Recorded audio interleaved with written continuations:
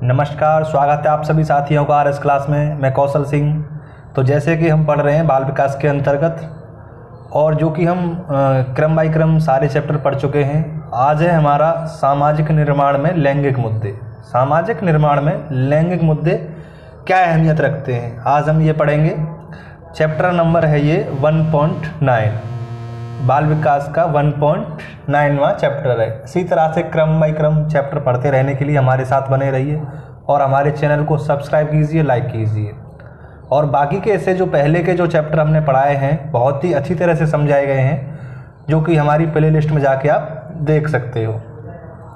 तो आज हम अध्ययन करेंगे सामाजिक निर्माण में लैंगिक मुद्दे। तो दोस्तों वीडियो को लाइक ज़रूर कर देना, वीडियो को शेयर और सब्सक्राइब भी। तो जो लोग पहली बार वीडियो देख रहे हो वो सब्सक्राइब ज़रूर करना। तो आइए देखते हैं सामाजिक निर्माण में लैंगिक मुद्दे। चलो देखिए, इसका पहला पॉइंट है लैंगिक असमानता का आधार स्त्री व पुरुष की जैविक बनावटी नहीं, बल्कि इन दोनों के बारे में प्रचलित रूढ़ छवियाँ व स्वीकृत सामाजिक मान्यता है। रूढ़ छवियाँ है ये, रूढ़ छवियाँ व स्वीकृत सामाजिक मान्यता है। पॉइंट पहला। पॉइंट दूसरा है इसका, लड़की के पालन पोषण क्रम में कई मान्यताएं उनके मन में बैठ जाती हैं। लड़का बाहर का और लड़की घर का काम करती हैं। ये लड़कियों के मन में बैठ जाता है कि हमें तो घर का ही काम करना है, और ये सदियों से परंपरा चली आ रही है और यही मान्यता है। तो ये लड़कियों के मन में एक घर बना के बात बैठ जाती है ये, ठीक। नेक्स्ट है आपका लिंग के आधार पर श्रम का विभाजन। देखिए, लिंग के आधार पर श्रम का विभाजन कैसे किया गया है। कार्य के बंटवारे का वह तरीका जिसमें घर के सारे काम औरतें करती हैं, विभाजन किया गया है ये लिंग के आधार पर। दूसरा पॉइंट है आपका, इस तरह के विभाजन का परिणाम यह हुआ कि औरतें घर की चार दीवारी के अंदर सिमट कर रह गईं और बाहर का सार्वजनिक जीवन पुरुषों के कब्जे में आ गया। मतलब जो लिंग के आधार पर श्रम का विभाजन किया था उसमें कहा गया कि स्त्रियां जो हैं वो घर का काम करेंगी और पुरुष जो है वो बाहर का जो भी कार्य होगा वो बाहर का कार्य देखेंगे। इस तरह से स्त्रियां घर की चार दीवारी में ही सिमट के रह गईं और पुरुष को सार्वजनिक जीवन का मतलब सार्वजनिक जीवन में पुरुषों का कब्जा हो गया। देखिए, पूर्वाग्रह और रूढ़िवादिता। देखिए ये क्या क्या है, रूढ़िवादिता क्या क्या है। देखिए, सामान्यतः पूर्वाग्रह और रूढ़िवादिता के कारण लैंगिक भेदभाव दिखाई पड़ता है। देखिए वाद्यता है ये, रूढ़िवादिता। पूर्वाग्रह और रूढ़िवादिता के कारण लैंगिक भेदभाव दिखाई पड़ता है। जब किसी व्यक्ति, जाति, वर्ग, वस्तु के बारे में ऐसी धारणा बन जाती है जो वास्तविकता से परे हो, उन्हें रूढ़िवाद धारणाएं कहते हैं। जैसे कि सदियों से चली आ रही हो कोई परंपरा, जैसे कि मान लीजिए हम किसी बुजुर्ग के साथ रास्ते में जा रहे हों, ये रूढ़िवादिता क्या है।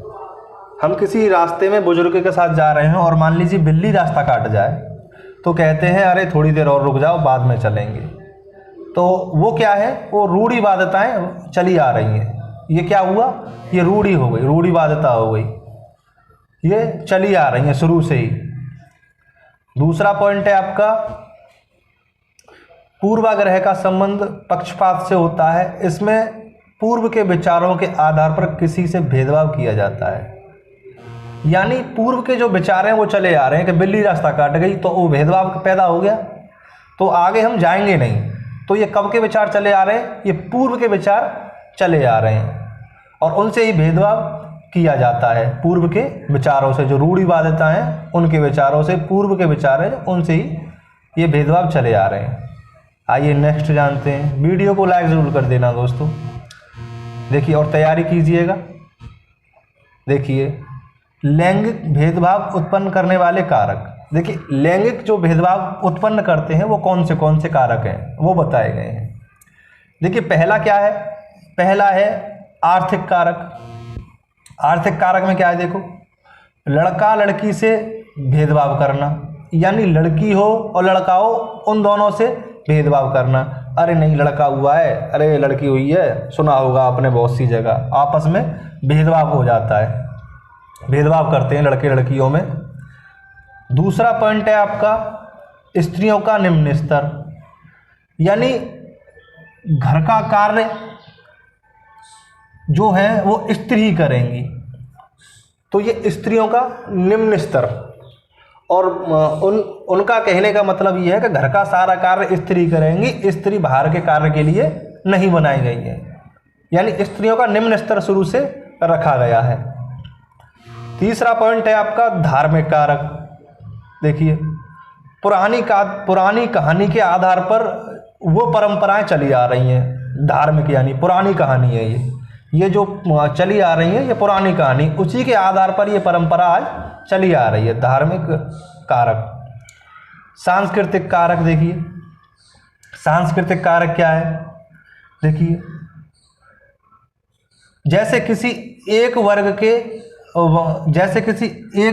के वाणी का दिया हो, जैसे कि कोई मान लो डांस है, जैसे कोई डांस सीख रहा हो तो वो सांस्कृतिक कारक है। अब उसमें मान लीजिए कहते हैं कि ये लेडीज़ों का नहीं है, ये सिर्फ जेंट्स ही कर सकते हैं या फिर लेडीज ही कर सकती हैं। सांस्कृतिक कारक जो जैसे कि डांस शुरू से चला आ रहा है, जो सांस्कृतिक जो कार्यक्रम है वो शुरू से चले आ रहे हैं, वो सांस्कृतिक कारक। जैसे बहुत से कार्यक्रम होते हैं उनमें कहा जाता है कि नहीं इसमें लेडीज भाग नहीं लेंगी, इसमें स्त्रियां भाग नहीं लेंगी, इसमें सिर्फ पुरुष ही भाग लेंगे। तो ये है भेदभाव पैदा करने वाले कारक है ये। और ये लास्ट है आपका मनोवैज्ञानिक कारक। देखिए ये क्या कहता है मनोवैज्ञानिक कारक, ये कहता है लैंगिक भेदभाव है जो लड़के और लड़की में मतलब फर्क समझना, लड़के और लड़की में फर्क समझना। मनोवैज्ञानिक कारक यानी दोनों में फर्क समझना, फर्क समझा जाता है कि लड़कियां ये नहीं कर सकती और लड़के वो नहीं कर सकते, लड़कियां ये कर सकती हैं, ये लड़के नहीं कर सकते, ऐसे भेदभाव समझा जाता है। नहीं तुम्हारे लड़कियों लायक ये काम नहीं है, ये लड़कों लायक है, ये मनोवैज्ञानिक कारक हैं ये। अच्छा प्रमुख तथ्य क्या क्या है इनके, देखिए प्रमुख तथ्य क्या क्या है। समाज के विकास में बालक बालिकाओं की भूमिका महत्वपूर्ण होती है। देखिए समाज के विकास में बालक बालिकाओं की भूमिका महत्वपूर्ण होती है, यानी विकास में दोनों की भूमिकाएं बहुत ही महत्वपूर्ण होती हैं। अगर इनमें से कोई एक ना हो तो ये समाज का विकास जो है बिल्कुल नहीं हो सकता। तो इन दोनों की भूमिकाएं बहुत ही महत्वपूर्ण मानी गई हैं। दूसरा पॉइंट आपका देखो, अनेक शिक्षाविदों तथा मनोविज्ञानों का मत है कि सामाजिक तथा शारीरिक आधार पर महिला और पुरुष में भिन्नता है। सही है, सामाजिक और शारीरिक आधार पर महिला पुरुषों में भिन्नता है ही है। तीसरा पॉइंट है आपका, आयु में वृद्धि के साथ ही बालक बालिकाओं में अनुभव का विकास उनकी बौद्धिक क्षमता को प्रभावित करता है। यानी आयु में वृद्धि के साथ बालक बालिकाओं में अनुभव का विकास उनकी बौद्धिक क्षमता को प्रभावित करता है। जैसे कि आयु में अगर वृद्धि हो रही हो तो बालक और बालिकाओं का अनुभव होगा उन्हें, और उनके विकास में बौद्धिक क्षमता को प्रभावित करता है। यानी जो उनका विकास होगा और उनकी बुद्धि जो होगी अलग, उनको प्रभावित करेगा। जैसे कि कोई मान लीजिए बुद्धि आ गई उसमें, तो वो कोई किसी अच्छे कार्य में अपना मन लगाएगा और उसकी बौद्धिक क्षमता को प्रभावित करेगा। वो क्या करेगा? प्रभावित करेगा उसकी बौद्धिक क्षमता को, उसकी बौद्धिक क्षमता पे असर पड़ेगा उसकी पे। देखिए नेक्स्ट है आपका, देखिए लैंगिक भेद लगभग सभी क्षेत्रों में